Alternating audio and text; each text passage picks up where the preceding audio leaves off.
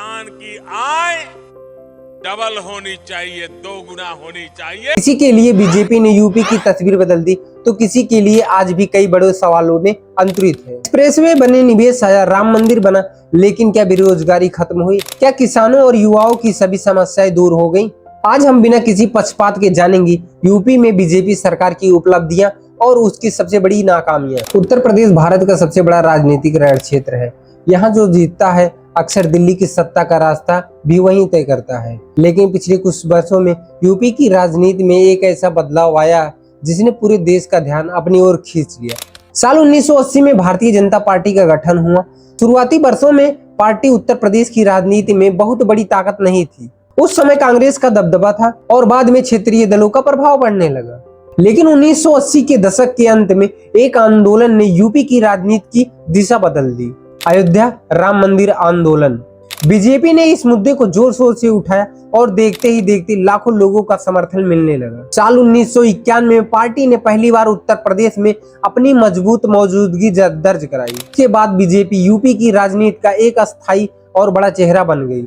हालांकि 2000 के दशक में पार्टी का प्रभाव कुछ कम हुआ और समाजवादी पार्टी तथा बहुजन समाज पार्टी सत्ता की मुख्य दावेदार बनी। लेकिन 2014 का लोकसभा चुनाव बीजेपी के लिए टर्निंग पॉइंट साबित हुआ। पार्टी ने यूपी में ऐतिहासिक प्रदर्शन किया और यहीं से उसके स्वर्णिम दौर की शुरुआत हुई। 2017 के विधानसभा चुनाव में बीजेपी ने प्रचंड बहुमत हासिल किया और योगी आदित्यनाथ मुख्यमंत्री बने। यह सिर्फ सरकार बनने की कहानी नहीं थी, बल्कि यूपी की राजनीति में एक नए दौर की शुरुआत थी। 2022 में बीजेपी लगातार दूसरी बार पूर्ण बहुमत से सत्ता में लौटी। यूपी जैसे राज्य में यह उपलब्धि बेहद महत्वपूर्ण मानी गई। बीजेपी सरकार का सबसे बड़ा दावा कानून व्यवस्था को लेकर रहा। सरकार का कहना है कि माफियाओं और संगठित अपराध के खिलाफ सख्त कार्रवाई की गई, जिससे अपराध पर नियंत्रण हुआ। दूसरा बड़ा क्षेत्र infrastructure. Purvanchal express, Bundelkhand expressway, Ganga expressway, नए मेडिकल कॉलेज और एयरपोर्ट जैसी परियोजनाएं शुरू की गई।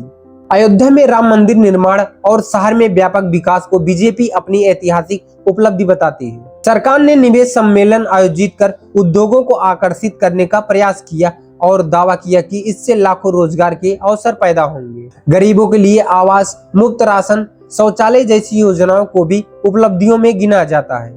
लेकिन हर सरकार की तरह बीजेपी सरकार पर भी काफी सवाल उठे और सबसे बड़ा मुद्दा बेरोजगारी का रहा। लाखों युवा सरकारी नौकरी की तैयारी करते रहे, लेकिन भर्ती प्रक्रिया में देरी और कई परीक्षाओं में पेपर लीक की घटनाओं ने युवाओं को निराश किया। विपक्ष का आरोप है कि रोजगार सृजन के दावे जमीनी स्तर पर पूरी तरह दिखाई नहीं देते। किसानों से आय दोगुनी करने का वादा किया गया था, लेकिन कई किसान संगठनों का कहना है कि खेती की लागत लगातार बढ़ती गई। स्वास्थ्य सेवाओं में सुधार के बावजूद ग्रामीण इलाकों में डॉक्टरों और सुविधाओं की कमी की शिकायत बनी रही। शिक्षा व्यवस्था में भी सुधार की बात हुई, लेकिन सरकारी स्कूलों की गुणवत्ता और उच्च शिक्षा के अवसरों को लेकर सवाल उठते रहे। लोगों का यह भी कहना है कि सरकार ने कई बार धार्मिक और भावनात्मक मुद्दों को आर्थिक मुद्दों से ज्यादा प्राथमिकता दी। तो यह थी उत्तर प्रदेश में बीजेपी की कहानी। संघर्ष से शुरू हुआ सफर सत्ता के शिखर तक पहुंचा, लेकिन इसके साथ कई सवाल भी खड़े हुए। एक तरफ विकास, कानून व्यवस्था और राम मंदिर जैसे बड़े मुद्दे हैं और दूसरी तरफ बेरोजगारी, पेपर लीक और किसानों की चुनौतियां भी मौजूद हैं। अब फैसला आपके हाथ में है। अगली बार यूपी की सरकार में किसकी सत्ता चाहते हैं?